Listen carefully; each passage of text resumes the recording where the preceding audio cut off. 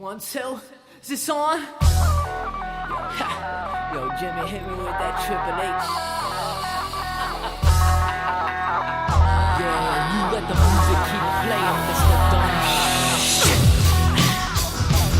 Yo, tell me whose time it is now. Yeah, just kicking it up here. Sometime, yo, here comes trouble. Not gonna listen to anybody. Tell me who and what to be. Not trying to be like everybody. Time to play with make believe. 'Cause I'm in the blind, Lost time. Where WWE fails, especially at promoting, the Game Changer is going to pick up the pieces and take the advantage. Welcome, ladies and gentlemen, to a special edition of the Game Changer. I am indeed Nate the effing Great. And for this month, of course, we have Breast Cancer Awareness Month, you guys. Go be sure to show your support, fight against cancer. But also, it is the month in which we have the first ever all-women's pay-per-view known as WWE Evolution. So, best way to really talk about this is to have somebody from my past who definitely knows a thing or two about women's wrestling, and this is indeed the mistress of California, the lovely lady behind the lace, the one, the only, Miss SoCal Val. Welcome back, and how you doing? How you doing? Oh man, this is gonna be a fun one. You know, Nate, we always have fun, but anyone listening right now, if you hear any noise, it ain't the boys. It's ladies' night. Indeed, ladies and gentlemen. And also, I should also mention this. It is also the release date for 2K19. Cheap plug. Hopefully you guys are having fun with that. But, again, we're not here to talk completely about that. We're here to talk about ladies of wrestling. And mostly a lot of women who have actually kind of really made a difference in our opinion. So this is all perspective. But just remember that we have a podcast. So if you don't like some of the names that we have here, in the words of Daniel Tosh, na boo boo, stick your head in doo doo. So yeah, go get your own podcast, ma'am. Hey, there we go. That's actually what one of my co-hosts said. And look at me now, 3 years later, I still have a podcast going. So you took that advice, huh? I definitely did. And honestly, I have not looked back, and it's been absolutely amazing. So I'm going to let, of course, it being Ladies' Night, it's only fair that we start off with the governess of California herself. What is one woman, in your opinion, who definitely stands out in all professional wrestling, not just in WWE? Well, I should probably start by saying, I think you already know this, obviously, we've talked quite a bit. I have to go with my personal favorite, who's not really a wrestler, but I love Stephanie McMahon, I always have. I think that it's been nice that she's tried to kind of champion women's wrestling. Now, to get controversial, was she the first one, and were WWE the first ones to really put the girls in the main event? No, that was Impact Wrestling, that was the TNA Knockouts, thank you very much.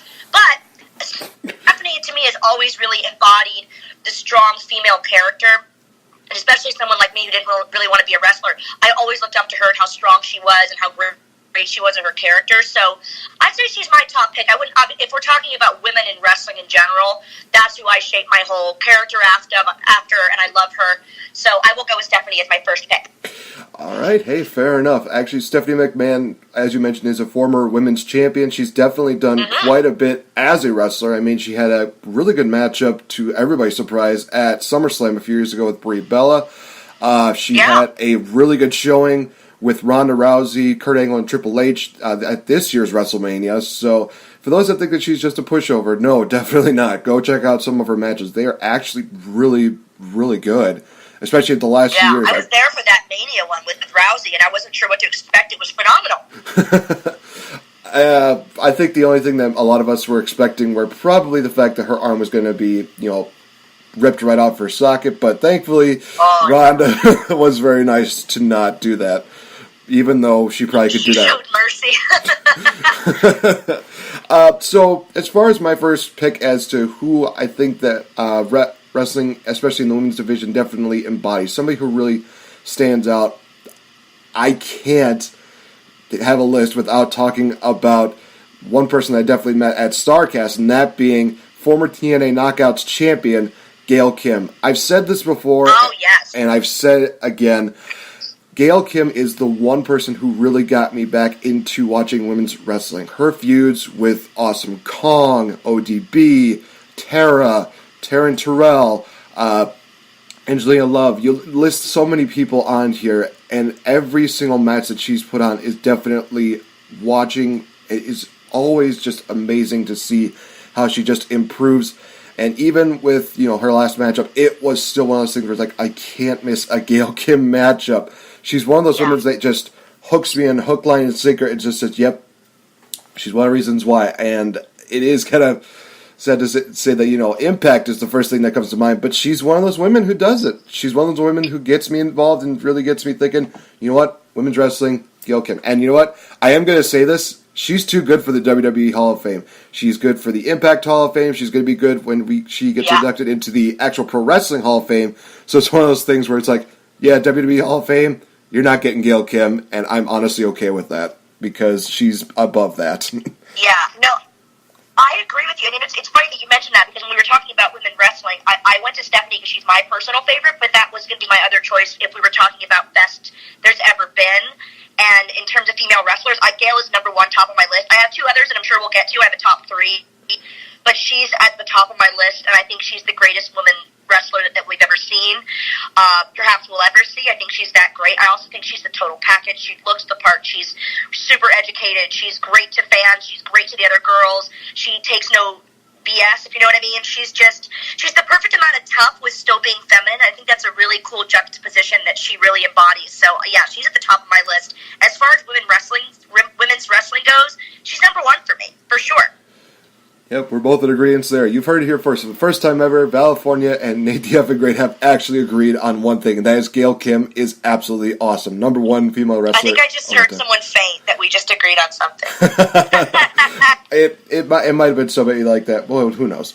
All right, so the ball's in your court. Who do you got up next? By the way, should we mention that we don't cover medical bills if someone fainted? We should just say that. Little disclaimer. My other pick, I will say, is part of my top three, and she's one of my very best friends. That would be a woman of three names: Victoria, Lisa Marie, Tara. That's actually four names if you really count them. I think she's again top three for me. I think she's one of the most gifted athletes and gifted character-wise. I think she's just such a fun girl. Every single fan that meets her loves her. She's just the most fun you'll ever have at a signing, and she's the sweetest girl to everyone she meets. And oh my gosh, I mean, I think back to her character before I even knew her as crazy Victoria or crazy psycho Victoria, or just even when she wasn't crazy, when she was doing stuff with Stevie Richards. And she's just has had such an amazing, illustrious career. And I'm so proud of her for still kicking ass to this day. Yeah. You mentioned, one of her first early WWE career gimmicks of her being the crazy girl. And it was one of those things that I actually do remember watching the matchup that she had with Trish Stratus at Survivor Series, where they both had a hardcore matchup. And literally, I was like, whoa, okay, this is actually, okay, there's blood. Okay, she's not playing around at all. So she's one of those women that definitely does embody, that, hey, I was crazy before crazy was cool, as well as, hey, I was also tough before tough was cool. So Victoria, Tara, just absolutely amazing. Maybe that's why she has so many names, because she has that many personalities, Oh, jeez. If she goes into one of those conventions and you never know which gimmick she does, that would be absolutely amazing. I would just be like, so am I talking to Victoria, Tara, Lisa? Who am I talking to? You know what? She would make a lot of money. I'm going to pitch this idea to her, Nate, because, I'll give you at least, 3%. But I'll tell her that because she should do a signing as Lisa Marie, then go away, then come back as Victoria, then go away and come back as Tara, and just charge for each different 8x10. I think we just made her career that more lucrative. Oh my gosh, that would be absolutely amazing. Well, also, I think it'd be kind of cool if somebody just played her old theme music from WWE, and she does her entrance-wise. That would actually get her a lot of money, too, in my opinion. Because that was one of the few things I also remember, too, was whenever she would do that little booty dance every time she would do, a backflip moonsault, or whenever she came out, I'm just like, okay, she's jiggling. Okay. And she's super sexy. Her photo shoots, by the way, and I'm such a big fan of the Divas photo shoots. I loved them. I thought she was absolutely phenomenal in her shoots as well. And again, it kind of goes back to Gail Kim, like we're saying, these girls are the total package. It's not just, okay, she's a good wrestler but can't really talk, or okay, she can talk but she's not good in photo shoots, or she's not good with fans. These girls that I'm talking about, she's my top 3, we've got 2 now, they are just literally the total package. If I was starting my own wrestling federation, I would hire them and know that they could take on anything. Hey, fair enough. Honestly, can't agree with those picks right there. So, for this next pick that I have, it's going to be a bit of an interesting one, because she's kind of a bit of a dark horse in wrestling, but honestly, she can hang with the big boys, and I do mean that in a metaphorical and literal standpoint. I picked Ivelisse from Lucha Underground. I love her character. I love everything that she does in Lucha Underground. She's very passionate. She definitely shows how much she cares about her fans. Honestly, every single time that I keep mentioning, oh man, here comes my girl, Ivelisse, on Twitter, I always get a like from her, so there's a little bit of biasness towards there, but at the same time, she is just really good in the ring. And like I said, she can hang with the big boys. Any girl that can hang with a guy by the name of Mil Muertes for the Lucha Underground Championship, that just tells you how tough that she is. Yeah. And she came back from a grueling injury. I think that it was a ankle injury, if I'm not mistaken. She lost maybe about a season and a half from actually, competing. But when she came back this past season in Lucha Underground, I'm like, yes, we're going to get to see the baddest woman on the planet. Ivelisse, thank you. I'm sorry, Rhonda, but she is really tough. You have a long way to go before I can compare you to Ivelisse. Very tough. Absolutely. No, yeah, she's very tough, and she was in Shine Wrestling for quite a bit, and she's one of those girls, like you said, you do not want to mess with her. Also happens to be a really beautiful girl, which helps. I mean, not that that's a necessity, but it's something that, she still has a very feminine look, but she's such a tough badass. And yeah, in Shine Wrestling, she was one of the most, feared but respected girls. Absolutely. Would you add her to your roster, or the WWS wrestling roster? No. There's just so many other girls that I have in mind that I don't. I want to say no, because she would be something totally different. But I have a list of at least 5 girls that I really would love to see in WOS, and I don't want to lie and say she was on that list. On the list definitely is Victoria, so that's probably my number 1, and we'll get to the others. But yeah, but she definitely would make an impact if she came in. She could mix it up, and she's just got such a different style than the other girls here. So for that reason, it would be pretty entertaining. Hey, fair enough. So what are some of the other women that you have on your list? I'm really, really curious right now. Well, I have to tell you my third one. I want to keep you in suspense, Nate, even though I so thoroughly enjoy that. My third has got to be my little red hot chili biscuit, Miss Mickie James. Mickie James, again, we're talking the top 3, I think, that have ever graced the wrestling ring as far as talented females. And again, the total package, gorgeous in photo shoots, an amazing speaker, amazing with fans, and in the ring, it's she's like the rubber band woman. She's just absolutely crazy to watch in the ring. She sells like a champ. I love her to death, and she's one of my good friends, so I had to say Mickie James for sure.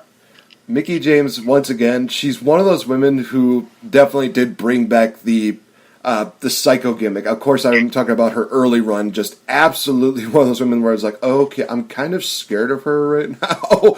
But also, she matches that with her wrestling ability, and even now, she does a fantastic job. And so many people, definitely, when they see Mickie James, oh man, we would love to see her get one more run at the title, one more run. She deserves it. It's that's how well people know her and how well admired she is. So she is definitely one of those women that's, more than meets the eye and more than just a name that you could just throw on on a card and think, oh, well, she's probably going to sell tickets because of her name. It's no, when you see her on a card, she's going to deliver. She does an absolutely amazing job. It's funny you say that, Nate, because I've been to house shows before, and I don't really want to name Stacy Huber, but what I've noticed, there are some women that I've seen perform, and I've been like, wow, I know even though when I was younger, I wasn't in wrestling at all, I thought, I know it's a house show, or at the time I'm sure I said live event, because we probably didn't even know what a house show was, that you can kind of tell that they're just sort of going through the motions, and Mickie James and Lisa and Gail, they don't have it in them. They're the kind of people that just, you're going to get a 5-star match. I don't care if there's 2 people in the audience or 1,000, 100,000. They're just those types of women that they're just firecrackers, and they're going to go in there and put on an amazing show no matter what, because that's how they operate, that's how they perform. And I can't say the same for every girl I've seen. So I love that about them, that they just always deliver, like you said, so poignantly. So, when I think about women's wrestling, there is indeed, I'm going to be taking a little bit of a cheap shot here, but there's a bit of a duo that actually does come to mind when I think of, who bring in the entertainment value and definitely do find a way to keep fans interested in what they're going to do next. So, I went with the duo of Allie and Rosemary Demon Bunny. Now, obviously, again, might have a little biasness because of the fact that I met them at StarCast, and honestly, it was one of the best things I could have ever hoped for. The interactions between me and them was amazing. But also, I think back to the early creations of what Demon Bunny was, and also the kind of yin and yang kind of characteristics that they have, as well as it just reminds me so much of like a modern-day rock and sock connection. Because here you have this very clean-cut, very innocent person in Allie, and then she gets involved with somebody who basically talks in riddles and just talks like she knows every single word in the dictionary, Rosemary, who is also one of the baddest women on the planet, other than Evil Lisa, I'm sorry, but it's one of those things where you think, well, this is an interesting pairing, this is not going to work, but then you see their videos, you see how they interact with conventions, and everything they do on their Facebook fan page. It's one of those duos that is so hard to match, and honestly, a lot of women that are duos, like, the Iconics, or I think it's the Blossom Twins, some of them, they're really good, they're remembered for quite a few things, but I think that few of them are going to have an impact on wrestling as much as Demon Bunny is. I mean, you look at the progression, especially with Allie, she started off kind of almost as how a lot of regular people would start out as. She just came in, she's kind of like that nervous intern, she doesn't really know the right from wrong, she's just going with the flow, but then she just develops, and that's one of the things I really loved about Allie, was that she just developed, and she became into somebody who was more confident, who definitely people can look up to and say, you know what, I can relate to that, because she came from humble beginnings, and then she slowly became the woman that she is today. And then you look at Rosemary, who, honest to God, I look at her and I think to myself, kayfabe is still alive while Rosemary still walks the earth. That is how I put it. And honestly, meeting her back to back on different days, I definitely felt the different characteristics that she brought to the table. It's just absolutely amazing. And honestly, guys, we need a DK reunion. I am begging for this. I want to see Abyss, Crazy Steve, and Rosemary one more time. Please, for the love of God. I would still do something like that. Yeah, maybe at like the Hall of Fame, now that Abyss has been nominated, which he is. Oh my gosh, is that so deserved? We could have an entire podcast about him, because I love him, and he's just so deserving of that title. He's one of the most hardworking, loyal people you'll ever meet in your life. But no, I agree with you. The decay thing is just something that, a lot of these kind of scary, stable-y kind of gimmicks have been done before, but not like this. I thought that they really brought something different to it. And like you said, it does matter. You can have a little bit of bias when you've met somebody at a signing. It does matter how they treat the fans and how they act professionally around fans, and whether they're inclusive or not. There's nothing worse. We've had this conversation before, Nate. There's nothing worse than when you love seeing someone on TV and you love these people and you idolize them, or you really enjoy what they do and you want to go meet them, and they're just sort of, lackluster, or they're sort of just not that kind of, they don't have that kind of fire or spark that you hope they would have when you meet them. And those, the girls that you've mentioned so far, all of them, I can say that in person, they've all been great to the fans, and they're great girls. So I think you've picked some really good ones so far, and it's nice that we're adding some edgy gals into the mix as well.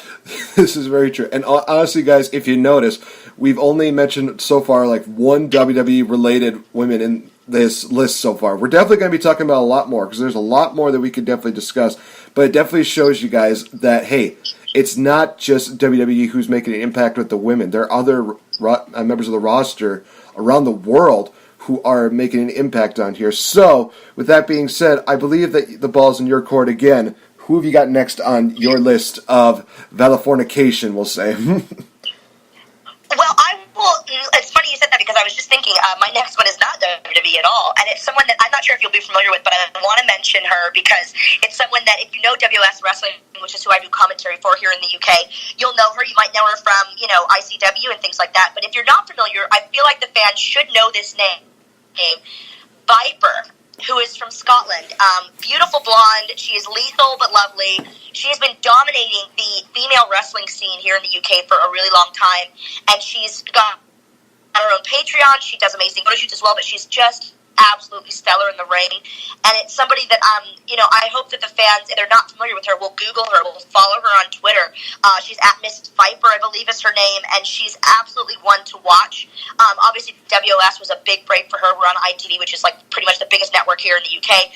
But I can see her doing, other federations as well and traveling more. Hopefully she'll travel more to the U.S. and the fans there.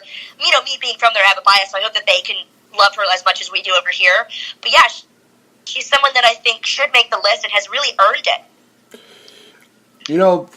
If WWE was probably smart, they may add them to their NXT UK roster. Never really know, because I know they add a lot of people to there. And honestly, if you really want to pick some of the best, honestly, a lot of people from ICW and even a lot of other independent shows around the UK definitely do deserve the recognition. And for what I've definitely been hearing, Viper is definitely one of those women that deserves to be on that roster, and she would definitely bring a lot more content as well as originality to that roster. So WWE, sign Viper, please, for the love of God. Yeah, for sure. All right, so I'm still keeping it going with the independent as well as the Impact Wrestling rosters. So the next one that I have it's a on really here, well-rounded group that we're listing, though, Nate. I think that's pretty cool. Yeah, I know, right?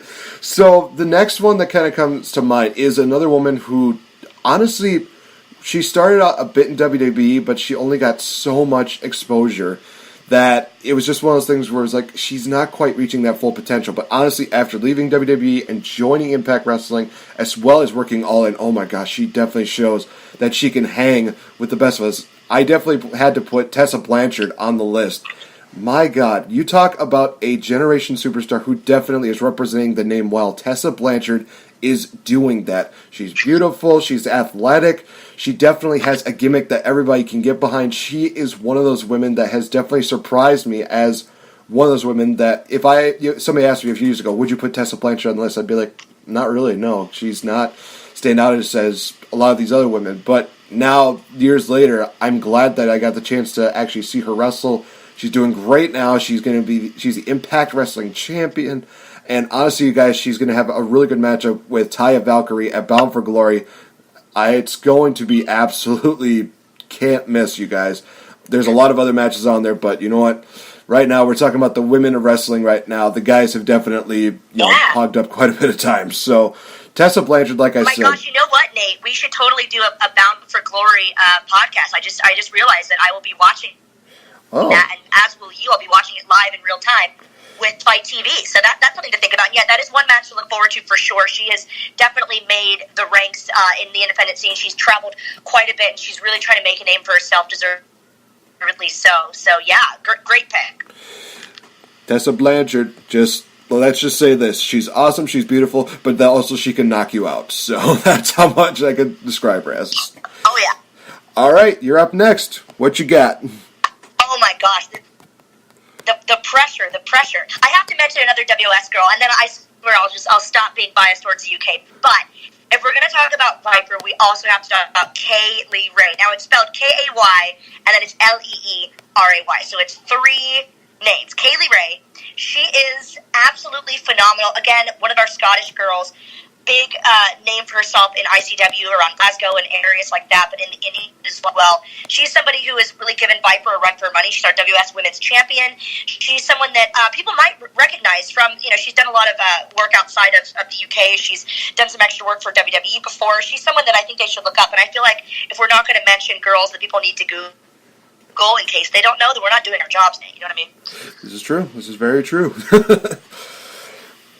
I mean, like I said, women all around the world definitely do have an impact in wrestling, and honestly, there's no truer example of that than in the UK, because it's absolutely phenomenal how well they do. I mean, honestly, if you don't believe us, definitely tune into the WWE UK event, in which I know for a fact that they're going to be crowning a WWE UK Women's Champion. And it's going to be something, again, you just cannot miss it. Anytime you see a woman who's coming from the UK, it's one of those things where it's just like you have to sit down, glue your butt to the seat, do not miss it. They do an absolutely amazing job character-wise as well as wrestling-wise. You will not be disappointed. And that's coming Absolutely. that's coming from a guy who's a full-blooded American talking to a woman who is a full-blooded Briton. So, what does that tell you? Hey, I'm trying. I'm trying my best. No, but you're right. I think it's like we were saying earlier, like the total package. They can't nowadays. You can't just be a good wrestler. You can't just be a good talker. Or, oh, you're a pretty girl. You're hired. It doesn't work like that anymore. So, it's. But that's a great era that we're living in. If that's how people are getting hired now, they have to be that total package. Definitely. Speaking of pretty girls, this is probably one of those names where I think if I call her pretty, she might take offense to it, but then again, it all depends on how she's doing throughout the day. Next one that I got on the list is going to be the one who is recently reduced as Reclusa on Lucha Underground, but she's better known on the independent scene as Chelsea Green. This is one of those women who I definitely had the honor to talk to. She is absolutely, oh my gosh. Honestly, guys, definitely go follow her on Twitter. I believe it's I'm Chelsea Green. Yeah. It's one of those people who just, I've said it before and I'll say it again, Zack Ryder put a ring on that girl's finger. She is absolutely fun. She's just silly. She's Put that ring on it, Zach. What are you doing, man? Woo, woo, woo. Do it, bro. Wouldn't that be so cute when they do that on the adorable? Yeah, woo, woo, woo. When's it happening, bro?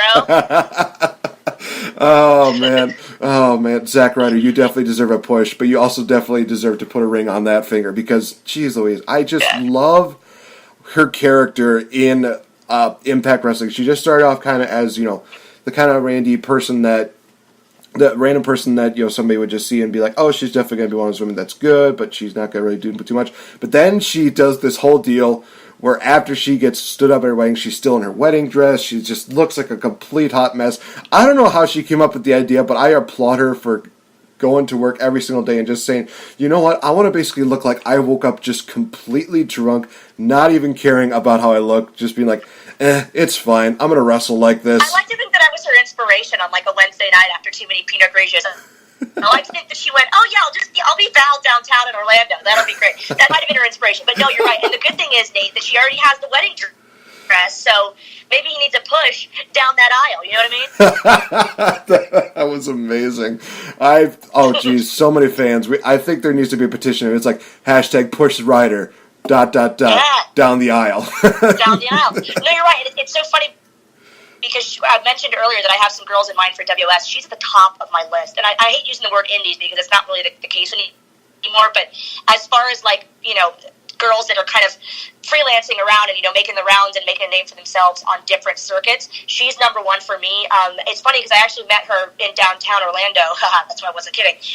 When she was with Tough Enough, and again, we talked about personalities and people being warm when you meet them and nice, and she was just so great. Out of all the girls I met, she was my favorite. I was like, we're going to be best friends. She's just great. And of course, I moved to England. She moves to Orlando, and I'm like, that's just horrible Murphy's Law timing. But she is just such a talented girl, and her on Tough Enough was just great to watch. But then the fact that she's evolved into TNA and Impact and now done this amazing character, so layered and so hilarious, but still very, very new and fresh. I loved that. But now she's also kind of taking a more serious route. She's doing Lucha Underground and different things, and she's doing everything she can to, be fresh in everyone's mind. And I think she's doing an absolute great job of making a name for herself, and there's nobody like her right now on the scene. So she's probably my top pick for WLS. It's kind of crazy because a friend of mine in another podcast, Rant with Ann, they definitely got a chance to interview Chelsea Green, and it was one of those interviews that I thought, I'm going to look at this and see what we got here, see what she's up to. And then she mentions the phrase, she mentions Lucha Underground. Literally, my reaction was that episode of Friends where Joey realizes that Monica and Chandler were hooking up, where he's just literally slowly catching on, and then he's just has his jaw dropped, all shocked, and I'm like, she's going to be in Lucha Underground? Oh my god, please, I want this. Then I see her actually in Lucha Underground, I'm like, yes, she's finally here! And she comes in with the Canadian Destroyer, which honestly, another reason why she's on this list is she got endorsed by X Division champion Petey Williams to use the Canadian Destroyer. How cool is that? From one Canadian to another, that she gets the chance to do a flip pile driver, does an absolutely fantastic job at it. I mean, first night she does it to Pentagon Dark. What kind of impact is that? An awesome impact, and only Lucha Underground worthy.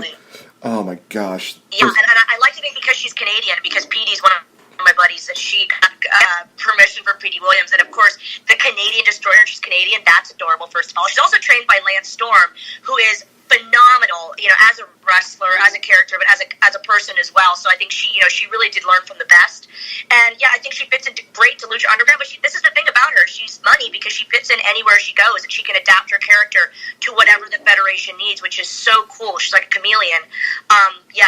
This whole podcast could just be about Chelsea Green. Can we just have a Chelsea Green podcast? Because I'm here for that. So we got, let's see here, a whole podcast dedicated on Abyss, a whole podcast dedicated on Chelsea Green, a whole podcast dedicated to Bound for Glory. It's just, we're basically going to be covering a lot of stuff, guys. So. We're going to be very busy, basically. All right, so I believe that you have the next picked. Who is another woman that definitely, if we're talking about women's wrestling, who is somebody on your list who definitely shines out? Well, I was going to say, are we allowed to kind of go back in the day, or are we kind of going nowadays? Because I have one of each. Oh, I'm talking like all of women's history. So that comes from back before you and I were even born, really. And I already got a couple names on that list. So like 10 years ago? Yeah, no. I was thinking when we started this that we would be really, really silly and disrespectful not to mention China and everything she did for women's wrestling, because it's one of those things that as she was, championing, that's a hard word to say, championing women's wrestling, yes, it was impressive, yes, it was important, but back then it was not really as prominent, and it wasn't given the time, the air time, and the respect it really deserved. So it's funny because if you look back, she was kind of on her own. They gave her these opponents here and there. They gave her, the Ivories, who's also amazing, by the way. I love Ivory. And people that they threw at her just to kind of just have them kick their ass. And then there was the Eddie Guerrero thing, which I absolutely loved. I thought that storyline was hilarious, and I loved when they wrestled each other. I thought that was great. She could get in there with the guys and mix it up. Never in like a weird way, too. It was always just kind of lighthearted when she was in there with the guys. I appreciated that. Because nowadays, a lot of the mixed gender tags, I'm not really that huge into. If it's the girls on the girls, guys on the guys, that's cool. But when it's kind of the, there's been some guy on girl stuff that's kind of a little controversial. It's like, why push the envelope at this point? I'm not totally against it, but it's like, why at this point kind of try to make that a thing? So the point is, China was somebody who really did pave the way. And to see her in the Hall of Fame, I think, would be amazing. And I had the pleasure of meeting her just a couple times in California, and she was so jovial and so gregarious and fun, and just had such a great, sparkly personality. So I felt really honored to have met her, and her Twitter account still follows me, and I think it's nice that they've actually kept her legacy alive, and they still tweet from her Twitter account once in a while, which I think is very nice to her memory. So I think we have to mention China. No, I definitely do agree with that. With China, she's definitely one of those women who broke the standard that, of course, WWE was doing back in the day, where, they were the managers, or they were just eye candy. They were just kind of one of those women that was just like, they're kind of there for show. They're kind of there like, I wouldn't say Brock Lesnar way, because that would just be disrespectful to them. They were definitely higher up than Brock Lesnar. Sorry, Brock, but not sorry at the same time. With China, she started off as kind of like this bodyguard, and then she evolved from there to being, a bit of an active wrestler. She was the first woman to ever enter the Royal Rumble, which a lot of people are still very shocked to see how well she did. But I think there's some other people that's like, no, she definitely probably would have won had it not been for white-hot Texas rattlesnake by the name of Stone Cold Steve Austin. But that's beside the point. He's a hard one to beat, though, isn't he? This is very true. China also becoming a former Intercontinental Champion on, I think, 2 separate occasions, if I'm not mistaken. And you mentioned the whole thing with Eddie Guerrero. She definitely is a part of one of my favorite, duos as far as, male and female. But also one of my favorite moments where literally she gets knocked out and Eddie's just trying to take care of her. And he, quote-unquote, accidentally pins her. And he's like, wait, what? Oh, I won the title. Oh, crap. Oh, boy. It's just one of those things where... I love those kind of... They had a lot more comedy, I feel, back then. I love that kind of stuff.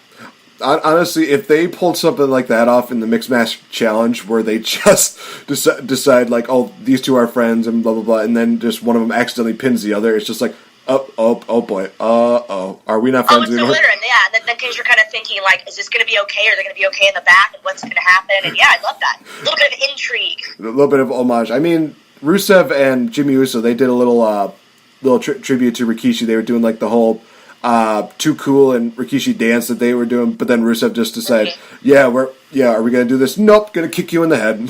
It's like, happy Rusev Day, everyone, by the way. But like you mentioned, China definitely broke the barrier as far as what a women's wrestler definitely would soon become nowadays. And she definitely deserves a spot in the Hall of Fame, whether it's the Pro Wrestling Hall of Fame, whether it's the WWE Hall of Fame. Just drop the whole spiel of, we can't do it because of her background.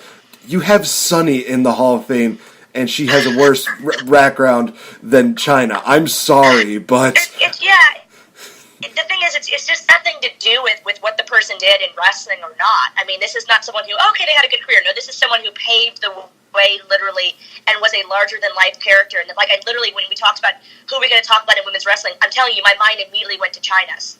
So she deserves it, absolutely. Definitely.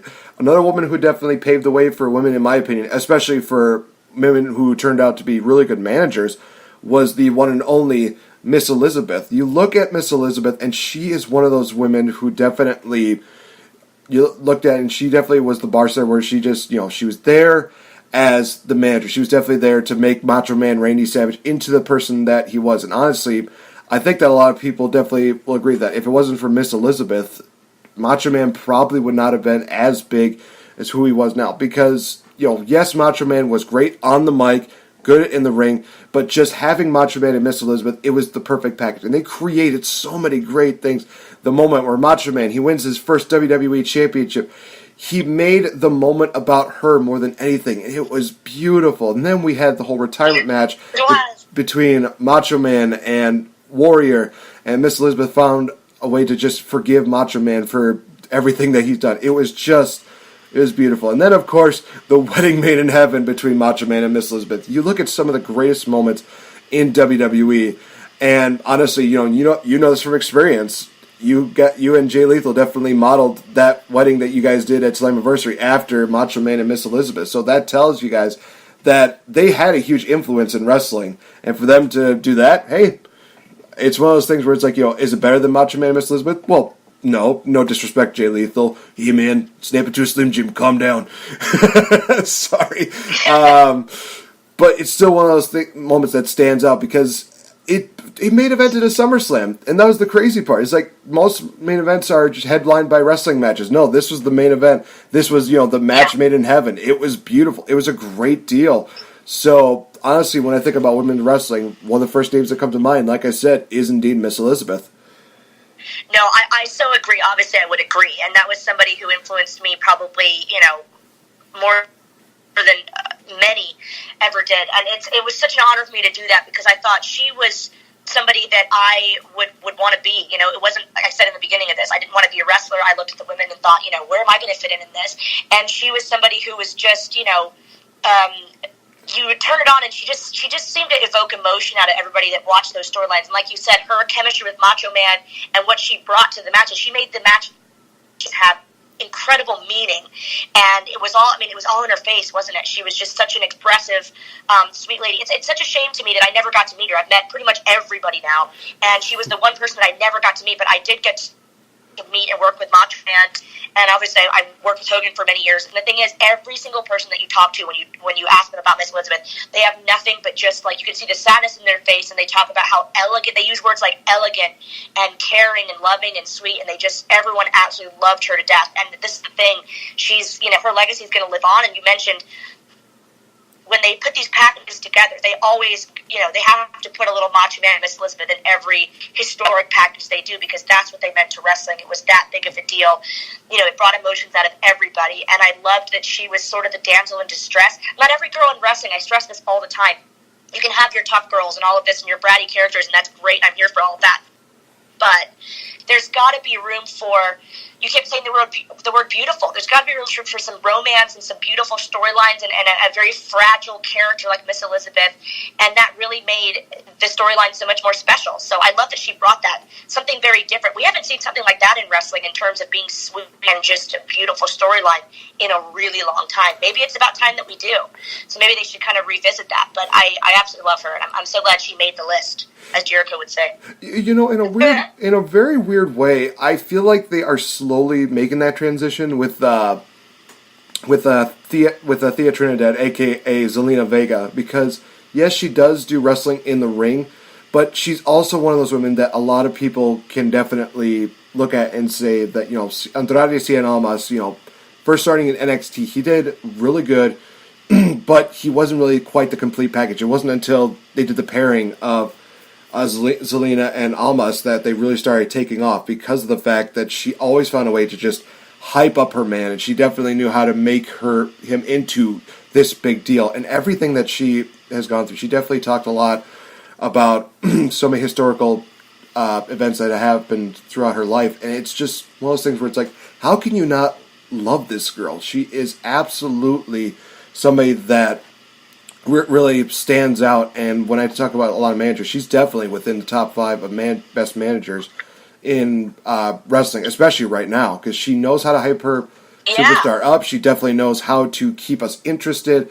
and she finds a way to make you want to tune into the next week and say, okay, this is what she's doing this week. She's, again, hyping up Andrade Cien Almas, so what are they going to do next week? Yeah.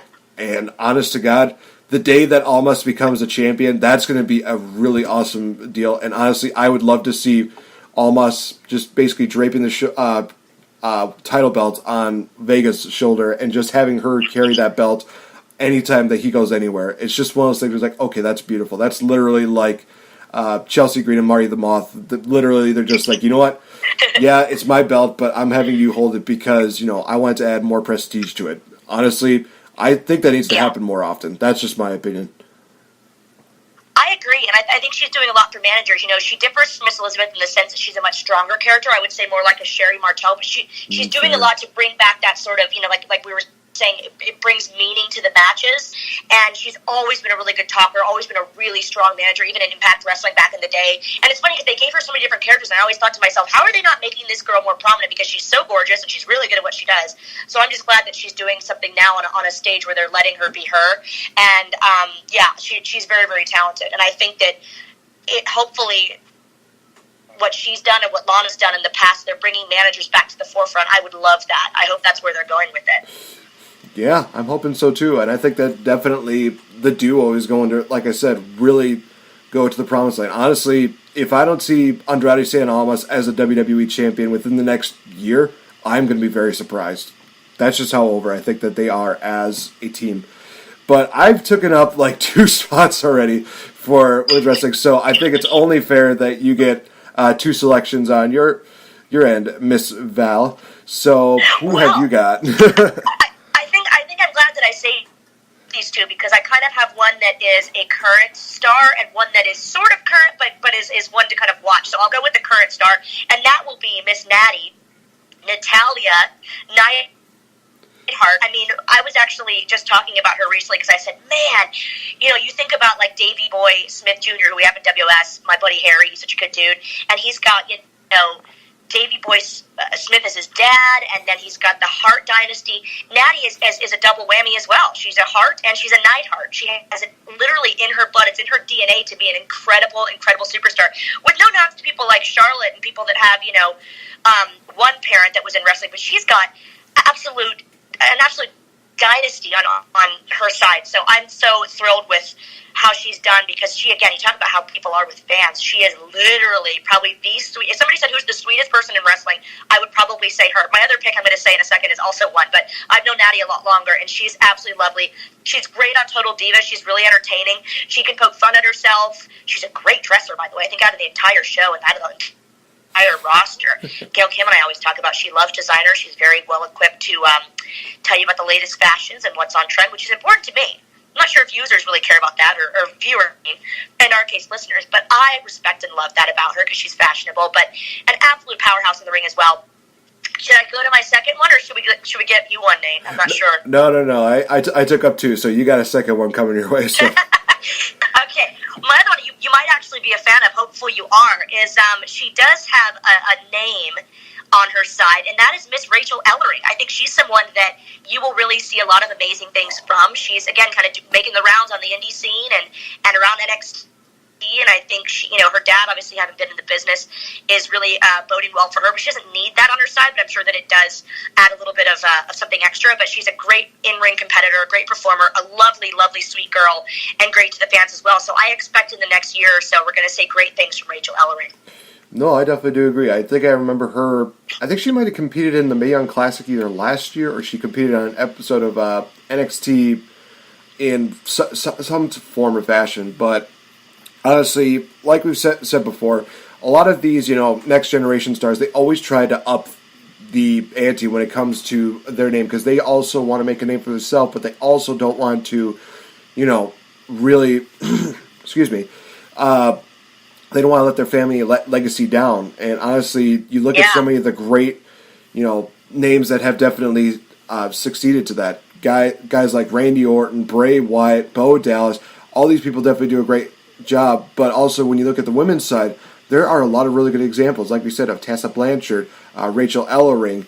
I think is Deanna Perez? Is she one of those second generation stars? I feel like she is. I don't believe so, but I'm not sure. It could be. I don't know. Yeah, but basically the point being that the women are definitely trying their hardest to definitely up their ante and definitely try to make an impact. And definitely, I do agree. I think Rachel Ellering is going to make an impact. Maybe it is in Impact Wrestling, or maybe it's going to be in WWE. Who knows? Do you know something we don't? I don't know. I don't have the inside scoop, and honestly, I was going to say, I don't know, Nate. You have all these inside sources. We don't know where you're getting your information. You're like Baby Meltzer. I think let me put it like this way. I think that if I were to work with Impact Wrestling, I would probably do well with Don Cyrus. But I think that I would just be like Josh Matthews, just stay away, just go, shoot. I'm sorry, he's never been one of my favorite announcers, and he's just one of those guys. I'm just he's a polarizing guy. People either love him or hate him. Yeah, this is very true. But he's also married to Madison Rayne, which I'm thinking, okay, this is the one thing I like about you, and that is the fact that you even have somebody as beautiful and as amazing as Madison Rayne. I am just saying. But getting into another woman who definitely revolutionized what women's wrestling is all about, and just actually takes it to another extreme, definitely major pun intended. I, of course, have to talk about the queen of extreme herself, that being Lita, a WWE Hall of Famer, because you look at everything that Lita has accomplished. She doesn't need so many title runs, even though her runs were definitely memorable. It's a lot of things that she did that definitely do stand out. I mean, she came out with Essa Rios to start off, and then she joined up with the Hardy Boys, and then they did the whole deal where they did the brand split, and they split the two up. Jeff Hardy went away, and then they had just Lita and Matt. And, of course, they had probably the first genuine, real relationship on screen that a lot of people looked at, and they thought, oh, wow, this is actually kind of interesting how they just, kind of incorporate real life as well as fiction. And they just create a great story between the two of them. And then, of course, they got into more personal issues when they involved Mr. Adam Copeland, a.k.a. The Edge. Yes, I had to mention that. But it's one of those things that definitely, again, really revolutionized wrestling, because Lita became then one of the few key elements to making the story between Edge and Matt Hardy work. I will just say this. A lot of the things that Lita touches just turns into absolute can't miss, can't forget TV. Whether it is, yes, I'm getting a little graphic here, the live sex celebration deal. I remember that and thinking, oh, wow, this is edgy TV. I cannot believe that they're actually Were you old enough to watch that, Nate? I mean, I don't know about that. What year was that again? Was that 2016? Oh, wait, it was also... I don't think I'm old enough to watch that now. I think that was... I think it was like 2006, 2007, something like that. So I would have been 16, 17 around that time. You know what? It was available on public TV, so WWE was just encouraging it. So I think it was, if it was okayed by the USA Network, then I was old enough to watch it. I'm sorry. Hey, that thing says USA like a live sex show. You look back and you're like, oh my God, they try to act very PG nowadays. And I'm like, do y'all remember when you were doing stuff like that? It just blows your mind, doesn't it? It just really does. It was a different era. Yeah, that was back when they just decided, okay, we're going to have everybody just beat the ever-living crap out of each other. But thankfully, they kind of toned that down a bit. And it's like, okay, there's less injuries here. Now it's just people taking too many risks or not, calculating that, oh, maybe I probably shouldn't do this move because then, something bad might happen. But, all right, so, so we got you up again. So what do you got next for us on this list?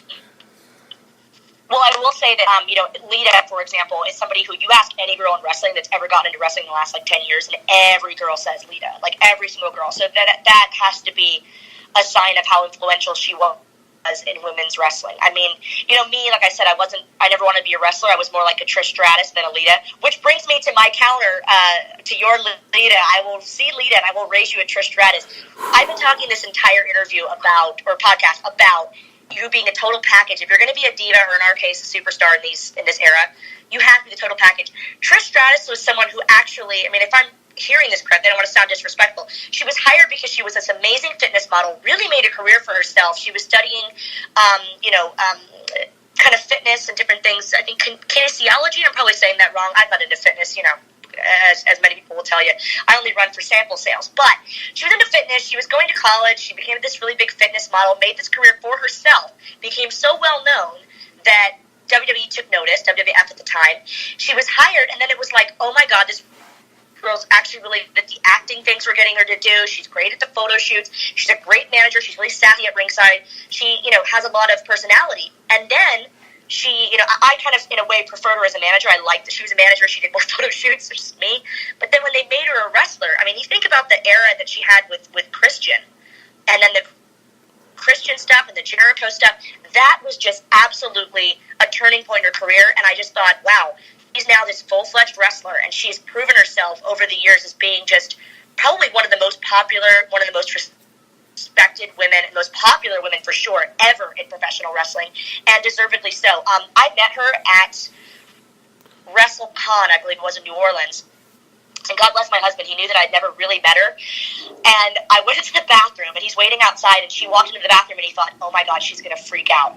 And Nate, I swear to you, I almost want to cry talking about it. She came up to me, and she was like, hi. She said, I'm Trey. I said, yeah, hi, I know you. And she goes, yeah, we've never met before. It's so weird. And I'm freaking out. And this is how big of a Trish fan I am. And I said, oh, well, and I started sputtering this weird story about how, well, we've done signings together, but I kind of just always kind of look at you, but I don't ever say anything because I'm a big fan.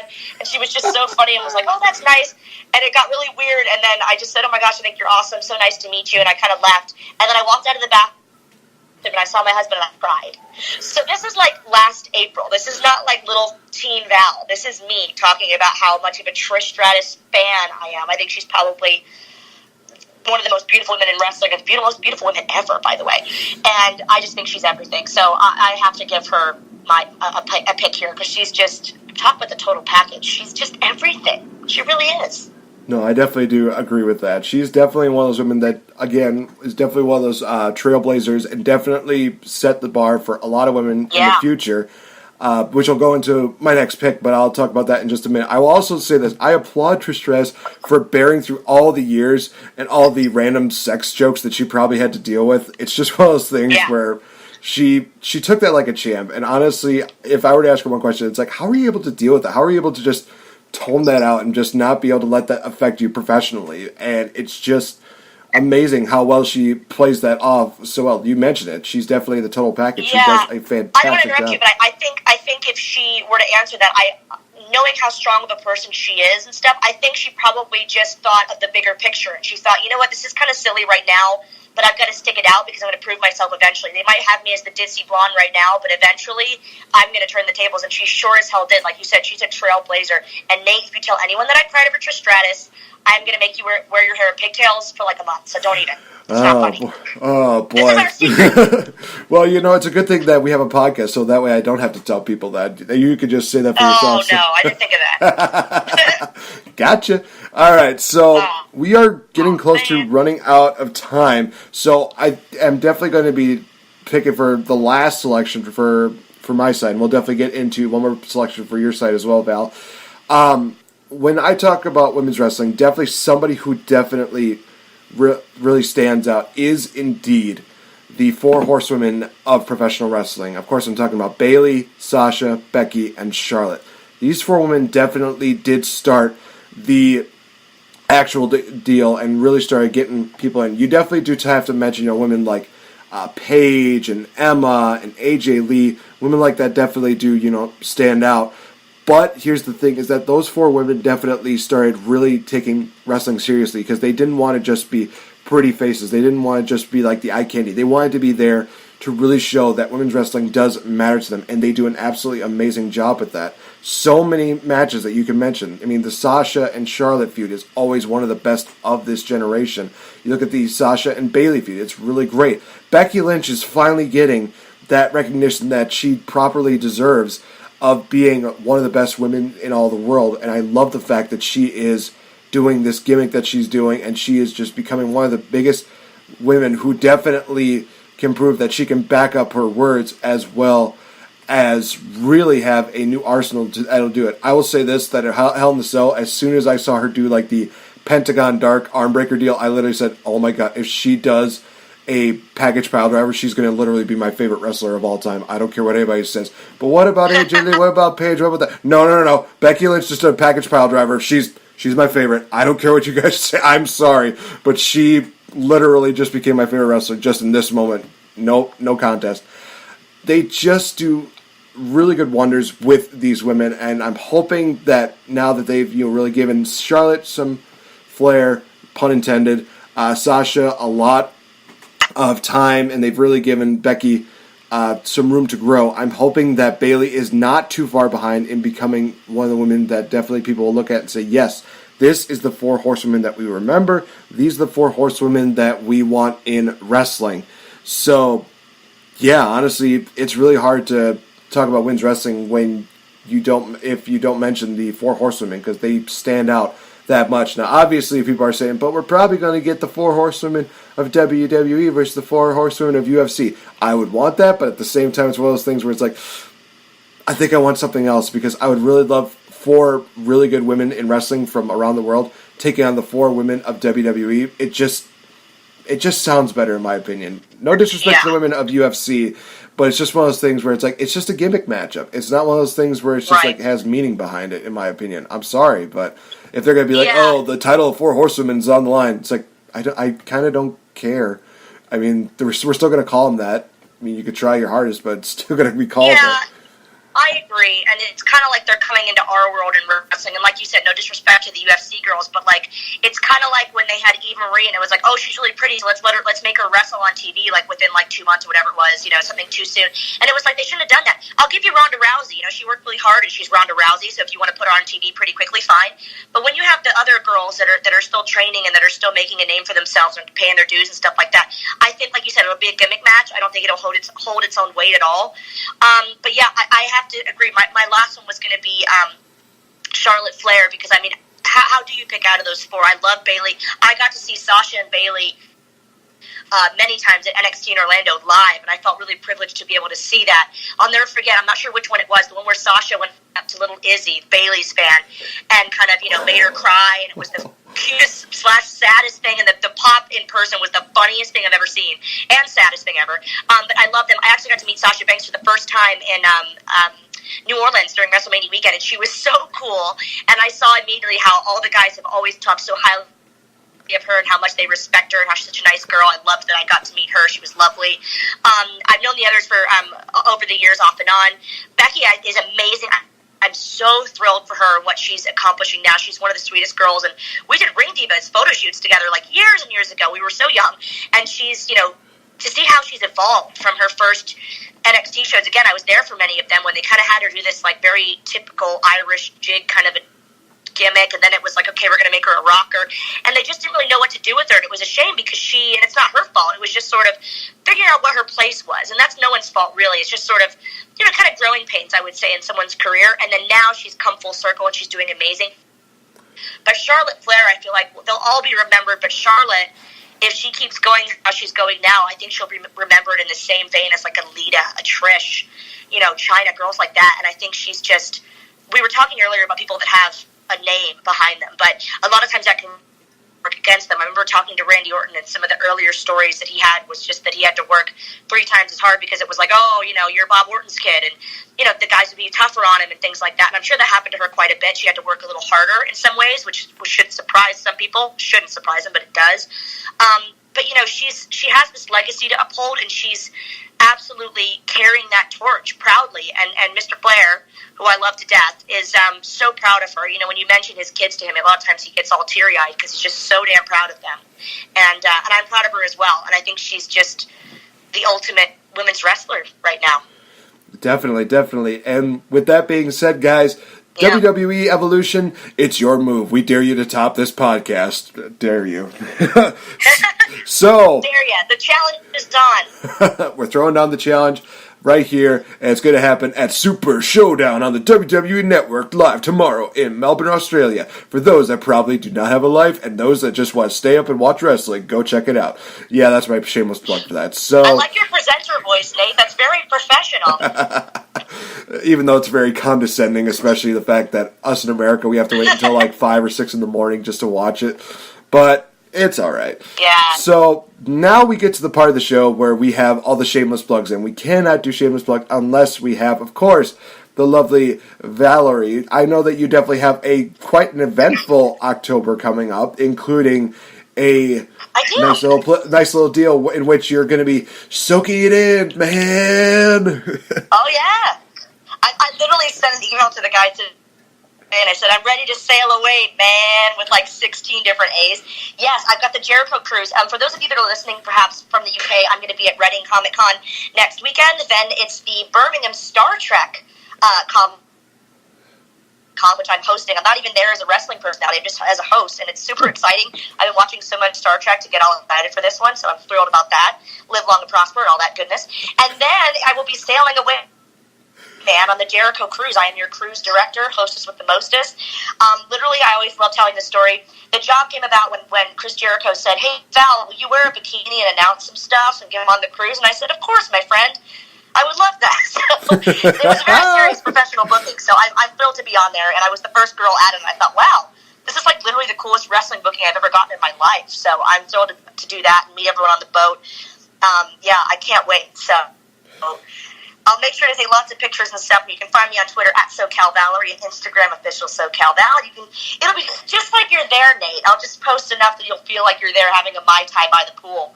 Oh man, don't I feel privileged? Especially, it's just one of those situations that I remember at StarCast where I literally am going to laugh if you have a picture where you just literally have you just modeling off a bikini and you just say, "This could have been you, Nate. This could have been you." Hashtag wish you were here, man. Well, definitely, you guys, if you haven't gotten a chance to, go check out our latest podcast that we did before this, where we were live at StarCast, and it was an absolutely fun podcast. And guys, do not think that that's going to be a one-time deal. When are we going to be doing this live again, and when are we going to see each other in person? You never know. We'll see what the cards are dealt, and let's just see what the wrestling gods have. So, guys, if you want, give us a like on our Facebook fan page. Give me a follow on Twitter, and also be sure to check us out on Spreaker.com, YouTube. Also working towards Spotify as well as iHeartRadio. And guys, I am still working on getting us back on SoundCloud. It's going to be a lot more formats for you to listen to us. So, Val, thank you so much for joining me here. It is absolutely always fun to do these podcasts with you, but it also is so much more meaningful when we're talking about the ladies of wrestling. Yes, absolutely, Nate. And it seems like you guys are having the show everywhere, so I love to hear that because it's always a pleasure to do the show and talk about wrestling with you. So thank you for having me once again. Not a problem. So for SoCal Val, I've been Nate the Effing Great, reminding you that this is indeed a month definitely dedicated to women, and it all culminates at WWE Evolution. Hopefully, WWE, that you can top this, but we'll see. We've laid down the gauntlet for you, so good luck with that, ladies and gentlemen. Have a good one, and ensure to enjoy Super Showdown live on the WWE Network tomorrow, and be sure to play 2K19, available now on pre-order. Have a good one, guys. Bye-bye.